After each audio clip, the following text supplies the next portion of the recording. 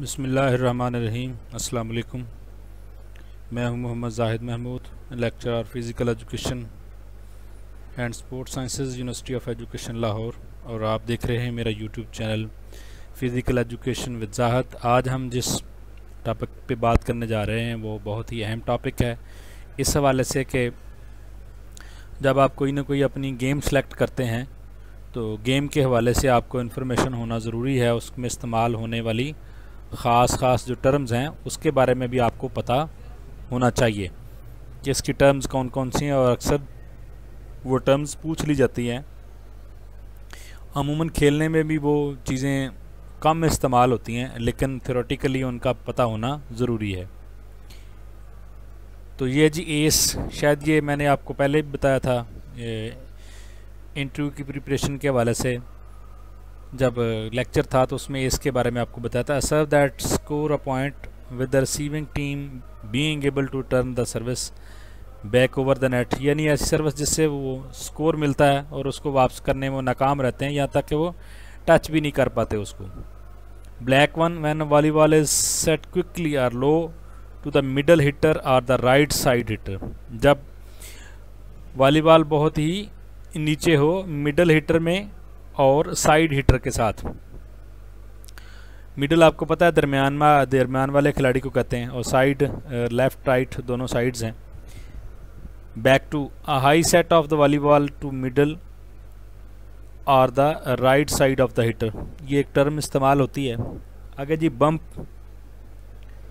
First hitter pass that is use to set an attack, जब आप कोई भी बॉल आता है सर्विस के ज़रिए या अटैक के ज़रिए, जब उसको आप रोकते हैं सेटर को देने के लिए, बूस्टर को देने के लिए, जिसको अमूमन आम वॉलीबॉल की ज़बान में डिफेंस कहते हैं, लेकिन इसको टेक्निकल वर्ड जो इसके लिए इस्तेमाल होता है उसको बम्प बोलते हैं। कैरी, तो कैरी का मतलब है ले जाना, तो मकसद ये है कि वहाँ बॉल को पकड़ लेना, तो ये एक फाउल है।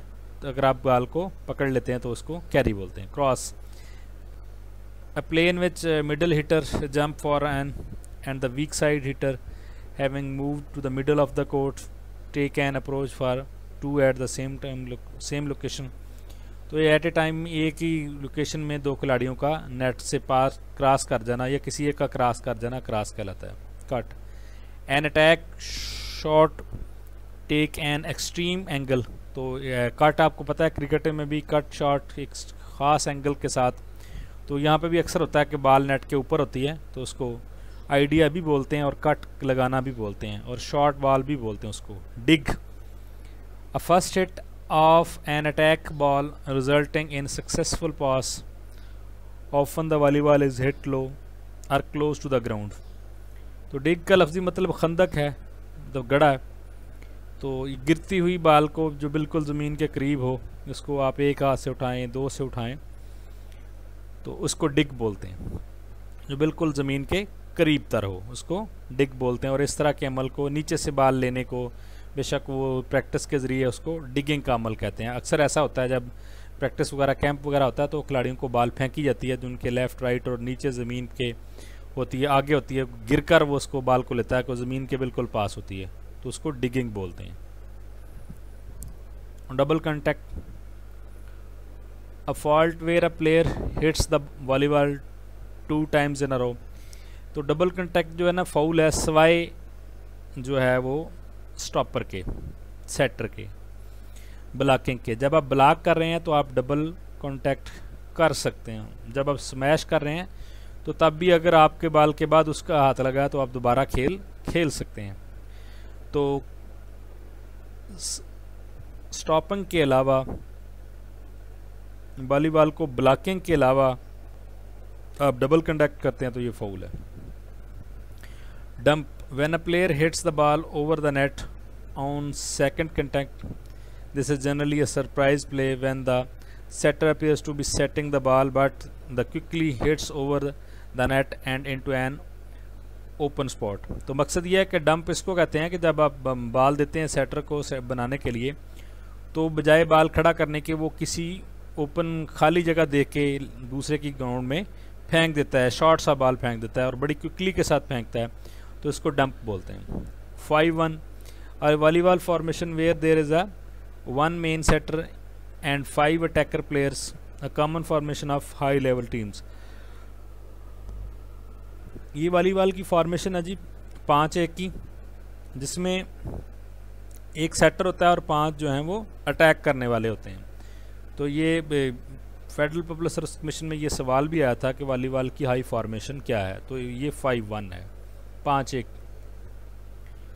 Floater, a type of service when the volleyball is intentionally hit with no spine, this can be effective as a ball can move erratically making it difficult to hit। ये तैरता हुआ बाल आता है, वॉलीबॉल की एक service की एक टाइप है, तो जिसमें बाल तैरता हुआ था और दूसरी टीम को बड़ी मुश्किल होती है उसको, मतलब उसकी सही जगह कहाँ पे आ रहा है, थोड़ा सा भी इधर उधर बाजू पे हाथ पे लग जाए तो बाल का सही जगह पे वापस जाना मुश्किल है।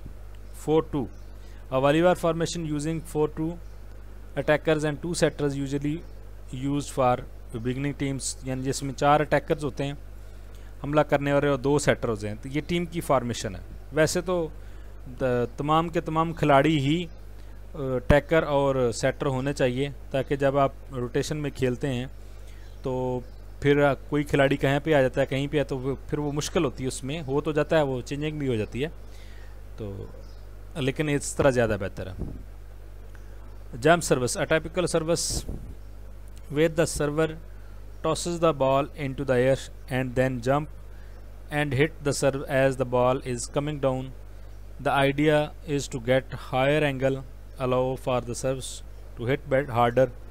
This type of service take lots to practice to perfect। तो ये वॉलीबॉल की सर्विस है जिसको जंप सर्विस बोलते हैं, स्पाइक सर्विस भी बोलते हैं, जिसमें खिलाड़ी बाल को ऊपर बुलंदी पर फेंकता है और पीछे से भागता हुआ 8.9 मीटर के अंदर से जंप लगा के सर्विस करता है।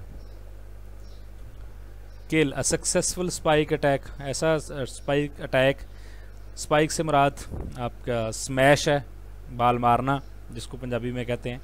तो सक्सेसफुल अटैक उसका है कि जब आप बाल मार लेते हैं और वो आप नंबर भी गेन कर लेते हैं, तो इसको किल कहते हैं। मिस हिट से मुराद यह है कि जब आप बाल मारने लगे या तो सही नहीं लगा या आपने बाल को मिस कर दिया, यानी बाल नीचे गिर गया, नेट में लग गया, या आपने मारा तो साइड पे चला गया। Pancake, a type of dig when a player use the back of their handle floor to the ground allowing the ball to bounce off their hand for the hit. तो ये आपको मैंने पहले भी डिग के बारे में बताया कि डिग गिरते हुए बाल को लेना, तो ये इसको पेंकल कहते हैं कि जब आप अपने हाथों को आगे कर देते हैं ज़मीन के, यानी आप पीछे हैं, आप आगे की तरफ जंप लगा के डाइव लगा के बाल को लेते हैं, कि आप हाथों को आगे करते हैं कि इसके ऊपर वो बाउंस ले या हिट हो, मतलब आपके हाथों पे लगे। Side out, a loss in the points that cause a chance in a service के ज़रिए से बाल का साइड को चले जाना साइड आउट कहलाता है, बाहर चले जाना। 6-2, 6-player offense where there are 2 designated attack setters in the back row। तो ये 6 में से 2 जो हैं वो बैक रो पे आपके सेटर्स होंगे, इसको 6-2 फॉर्मेशन कहते हैं। Spike, a type of attack where the ball is hit down over the net with good force and speed. Spike आपको पता है कि अटैक को बोलते हैं, जिसको हम स्मैश बोलते हैं, जिसको पंजाबी में बाल मारना बोलते हैं, उसको स्पाइक कहते हैं। Strong side, the left side of the court, it is called, this is because most player are rights handed and it's easier to attack from the side for the right hander. तो right side को उसने जी left side को strong side कहा है, क्योंकि mostly जो हैं वो राइट हैंडेड हैं होते हैं, और राइट हैंडेड के लाइट आपके लेफ़्ट पे जो आप अटैक करते हैं तो वो स्ट्रॉन्ग साइड है, और राइट जो है वो वीक साइड है। Tip, a soft hit attack use to get the ball over the net, एक हल्का सा बाल का अटैक करना, सॉफ्ट हिट करना नेट के ऊपर से, ये टिप कहलाता है। अब वीक साइड ऊपर अटैक, स्ट्रॉन्ग साइड है या ये वीक साइड आ गई। Right side of the court called weaks because most right handed players can not attack as well from this side. तो जो राइट साइड है वो वीक साइड कहलाती है, क्योंकि मोस्टली प्लेयर जो हैं वो राइट हैंडेड होते हैं। Wipe, when one player push the ball of the opponent's block to knock the ball out the bounds of their block and winning the point. When one player push the volleyball off to the opponents, दूसरों की तरफ ball को फेंकता है, and block to knock the ball, या block करता है या नॉक करता है, of bounds of their block and winning the, यानी आप ब्लॉकिंग करते हुए बॉल को रोकते हैं और आप पॉइंट विन करते हैं तो उसको वाइप बोलते हैं। इंशाल्लाह नेक्स्ट और लेक्चर के साथ आपकी खिदमत में हाज़िर हूँगा। अस्सलाम वालेकुम।